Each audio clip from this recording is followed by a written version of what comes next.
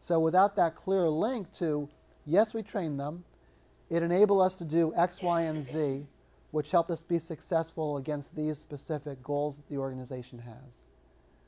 Unless we can clearly link what we do to the execution of strategy, we're not going to be very successful in terms of demonstrating our value. And that's really why we get fired. So a better approach really is to start with those initiatives. And in addition to things that we need to do, we know that we need to do to be successful in our role, really look at what are the key initiatives that an organization, what is the business doing in terms of their activities? And how can we partner with the business leaders to be successful? And how can we seek out partnerships to ensure our success with the initiatives that we own? So those are some key areas that we want to start with. Then we want to say, how can we impact each initiative? Because people make those initiatives work, and we own people. How can we impact that initiative to make it a success? And then how can we tangibly demonstrate our value? There's a few metrics on this slide, but how do we tangibly demonstrate that we have a value? What are some of the metrics? Decreasing the time to performance readiness is one metric, or decreasing turnover is another metric, and so forth. This is not exactly an exhaustive list, just a few that I put up there as an example. So to illustrate this, we're going to walk through an example. And an example that I'm using is sales, because sales is often easy to understand. It's pretty black and white. Either you make a sale or you don't. And there's a lot of behaviors that aren't black and white that are involved in that, but also sales drives revenue in an organization. So in taking a look at the organization, they had a goal on their balanced scorecard to increase sales by 18% over the previous year. And there were 3 initiatives that will help drive the successful accomplishment of that goal. One is to examine their pricing model to make sure that they're competitive in the marketplace. The other is to identify a broader target market. So how can we reach different target markets that we might not have reached before? Or maybe expand our view of what we consider to be a target market. And then finally, examine our processes and implement a better sales process within our organization. So those are the 3 initiatives. Now, as talent management professionals, how do we impact these initiatives? How do we impact the first one? You know, if just on the surface, examining our pricing model, really, if we looked at it, well, that doesn't have anything to do with me, I'm done. Because we don't do pricing, do we, in talent management? That's really not within our role. But in the organization, someone has to.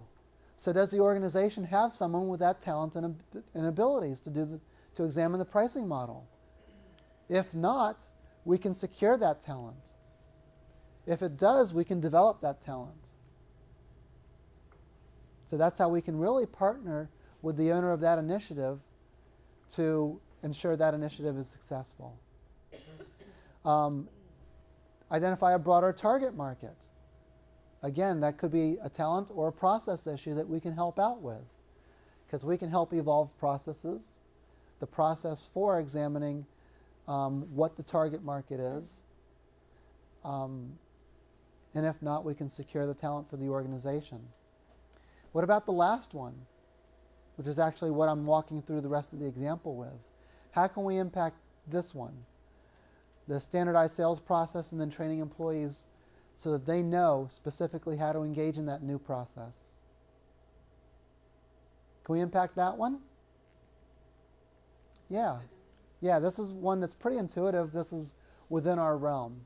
So what we did here was that the learning and performance team really partnered with the sales, because sales owned this initiative.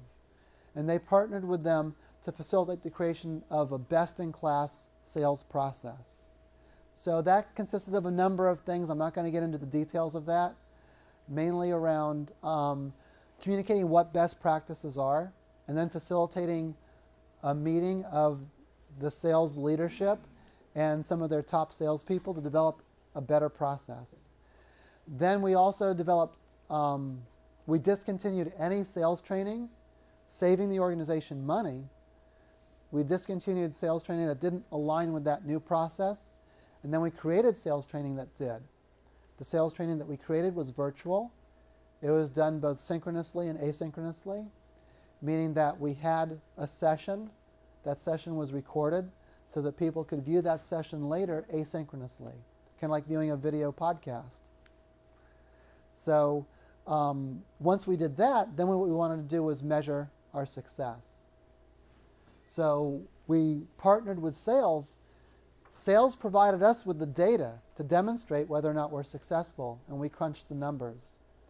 So it's really hard to argue with data that you provide. So since sales provided us with the data, it was really easy for us to say, this is the data.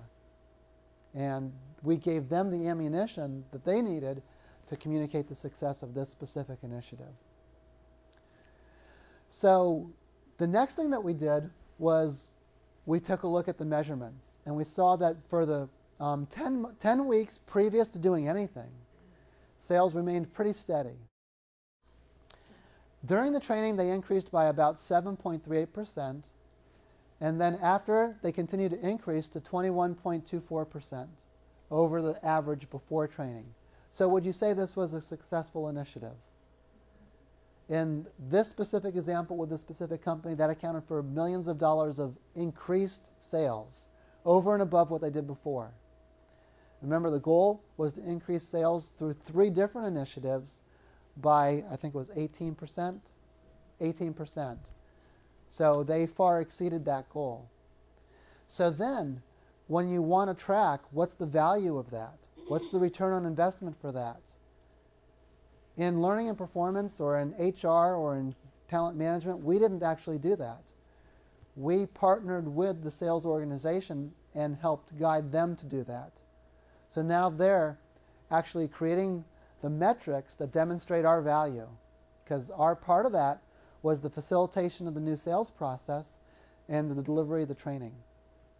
And so what we did in having them really run the numbers was also determine what percentage of those numbers were directly attributable to what we did, our part of it, the talent management side of it.